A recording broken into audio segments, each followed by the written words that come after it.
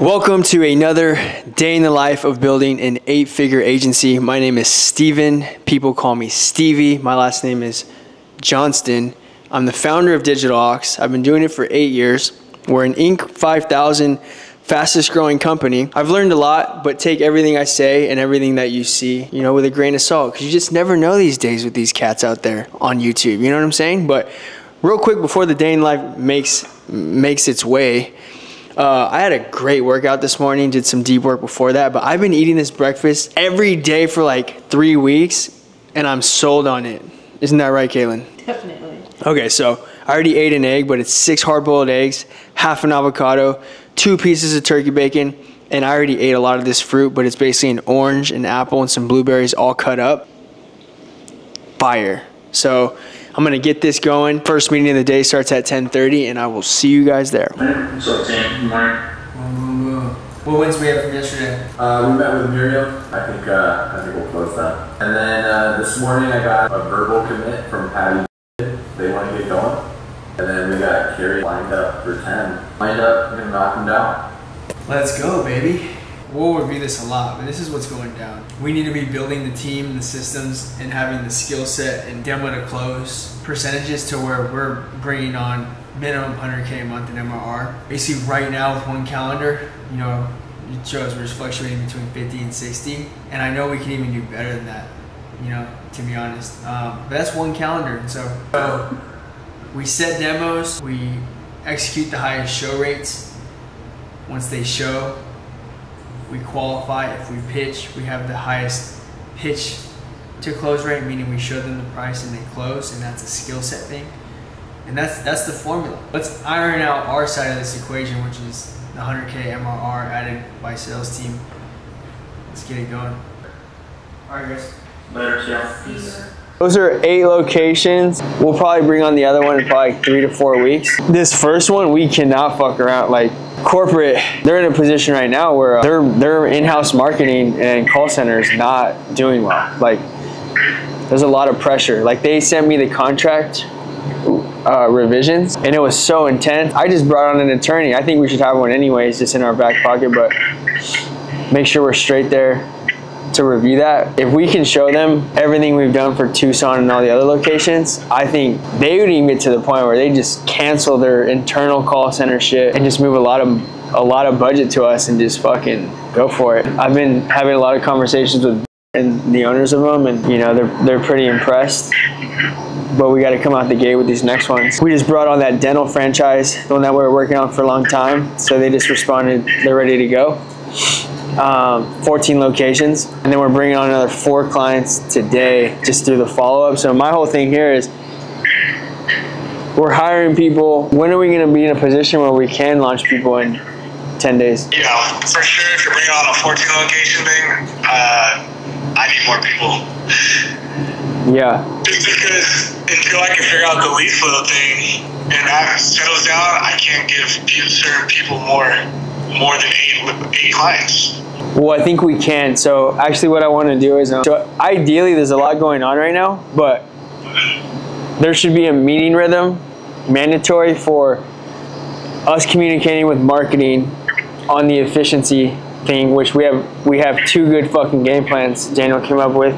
So 3 projects that are kind of rolling out there that are super important is Jasmine Daniel for dental, customer success, which is once a week, and then just marketing in terms of efficiency, that whole project. When you have a good product and it's very valuable to the market, getting clients is easy, because at the end of the day, they clearly know how sophisticated you are in their industry at solving their biggest problems, which is getting customers. And landing new accounts becomes more of a responsibility rather than a skill to get sales, because we are obviously one of the best solutions in the market and we've worked our ass off to do that. And so step 1 is all the energy should go into building a product and a value offering that is like in high demand and effective for your clients at generating cash and scaling. Now, once you do that, you start bringing on all these clients. And I think what a lot of people don't realize, and this is one of the biggest obstacles that we've had to overcome, is we can get clients, but as you start to scale into 200 and bringing on a lot more clients, your team grows in size. And so the difference between 40 employees and 10 employees is like a magnitude different, because your systems,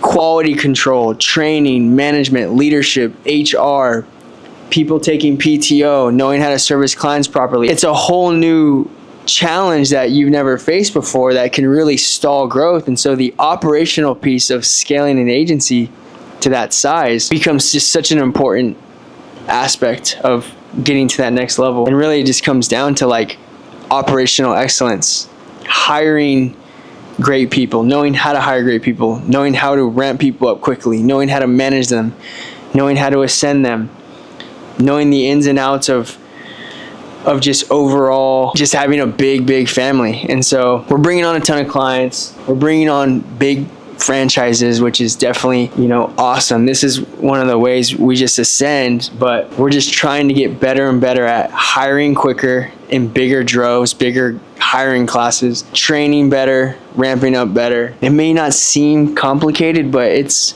definitely it's quite the project. And but it's a mandatory, it's something that we need to know, because if we want to get to where we want to go, we need to be really good at managing a big team and having things very organized, and in quality control at scale is like forefront. So that's what I got. Obviously a big issue right now is it's just too much lead flow. Like Anthony's saying, you know, people are only able to manage 8. That's what we want to talk about. One, Daniel, let's walk them through your strategy of, if we keep lead form, what's that strategy? If we have the conversion campaign, obviously that's pretty straightforward how that would work.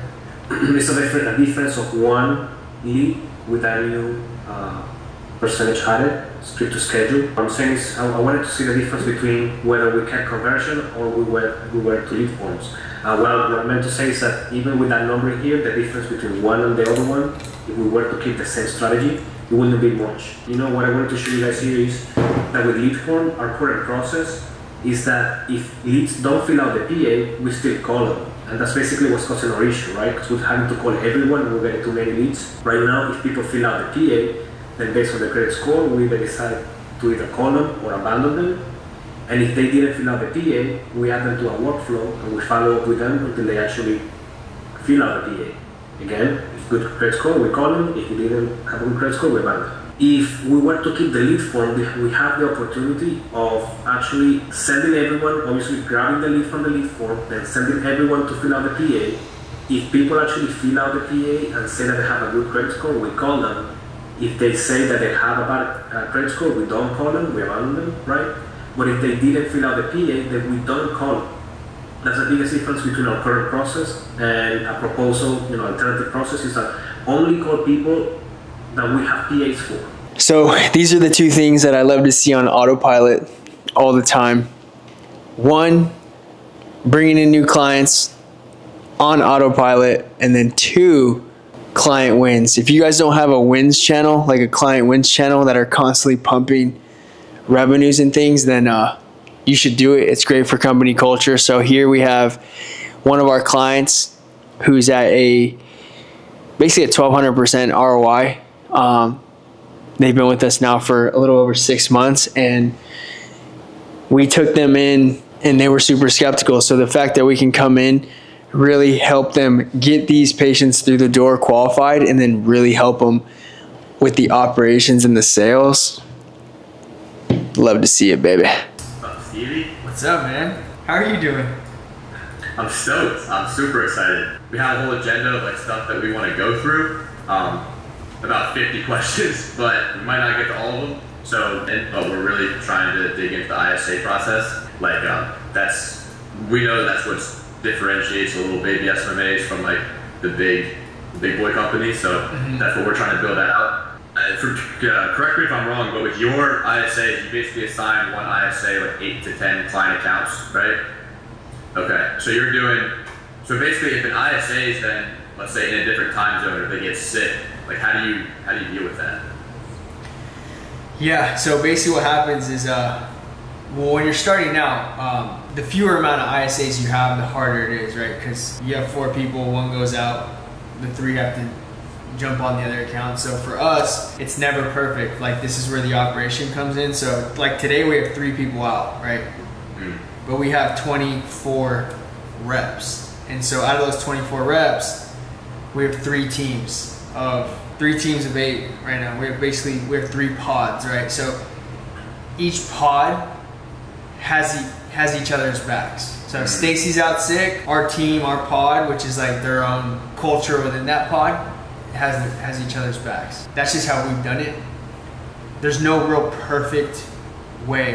First, what is like your pod structure, and the second is the ISAs working together, working on all the clients in that pod, or the ISAs broken down like, okay, this ISA has like these these 4 to 10 clients, and then this ISA has 4 to 10 clients, and then all their clients make up that pod, or is it like all combined together and they're calling for all 100 companies or one pod? Yeah, so our pod structure from like the CSR perspective is just, so right now we have 3 team leads, right? So as you scale the ISAs, everyone needs a career path, right, to like become a team lead and then a sales manager. And so we have 3 team leads right now, and every quarter we change the pods so that everyone gets to become really good friends with everyone by working with each other. And there's a competition every quarter on top performing pod, which is financial and stuff like that, right? So it's like a game. It's all gamified. Now, each CSR manages 8 to 10 clients. Like that is their client. The reason why is every client has a lot of uniqueness to them, and the ability to like drive high conversion and like just overall quality call is by that person. Like when someone's worked for someone for a year for that business and they know the ins and outs, you can hear that on the phone, versus having like a bunch of random people just jumping on all these accounts winging it. You know what I'm saying? Do we want to start with the good or the bad? The good. You want to start with the good? Okay. So the good news is we've been working pretty strategically on this, but we are now landing franchise clients. One of them, it took us a year to finally get a seat at the table with the CEO, the COO, and the exec team. And so we just, for a long time, we're getting some of the franchisees great results, and then finally they gave us time of the day, and now we've officially signed on all the corporate locations. Once we run that through and do exactly what we did for the other ones for those, they have 180 locations in the United States. So this is by far the biggest opportunity we've had. Now, on a side note, I sent them the contract and their attorney just ripped it up and added all this extra complexity. So overall, I mean, I'm actually not upset that he did that, because I realized we're probably at the stage now where we need an attorney in our back pocket, an attorney for especially the contract side. So I have a call coming up with a potential attorney we're going to work with. They'll run through all the contracts, make sure we're good to go there. You don't want to just sign things and just take it for what it is. So that's going on. That's good. Another good thing is we are now starting to sell 12-month contracts. I think a big reason why a lot of these agencies get to 8 figures and beyond is because a lot of them, if you look at them, they have 2-year contracts. And so we're now finally rolling out year contracts, and it's something that you have to earn. But I think that's a big key play into us really scaling a lot faster, is getting that long-term commitment. Now, the bad is, I would say right now, we're still not hiring and training and ramping up our appointment setting team as fast as we'd like to handle the amount of opportunity that's being presented to us. So it's kind of like this friction point, AKA like a wait list, because we don't want to improperly serve these clients. So on the back end, I mean, hiring these people, getting them trained up, we're getting a lot better at it. But I think that's been one of the biggest learning lessons, is building a sales team call center sort of system into 30, 40, 50 people is another monster. It's like completely different from doing it with 5 and 10 people. It's like light years different. It's not even funny. And so we have a full-blown hiring manager training process. You know, we're spending at least 10K on Indeed ads. We're probably gonna have to double that due to the demand and the opportunity we have. But we have opportunity, but we can't even fully take it on yet, because the ops still needs a little bit more just support and systems and stuff, if that makes sense. So that's bad. I think that's it. I am thoroughly impressed with these guys who are running their companies. And doing this content, because I'm pretty tired, but that was a day in the life. You guys seen these before, but overall great day. Today's Friday. We're just moving along. Tomorrow I'm going to Miami to check out some potential pads. Might move to Brickell, might do South Beach, maybe Edgewater, but this house, I think we're done here. It's time to switch it up a little bit. Stay tuned, like, subscribe, and see you guys in the next one.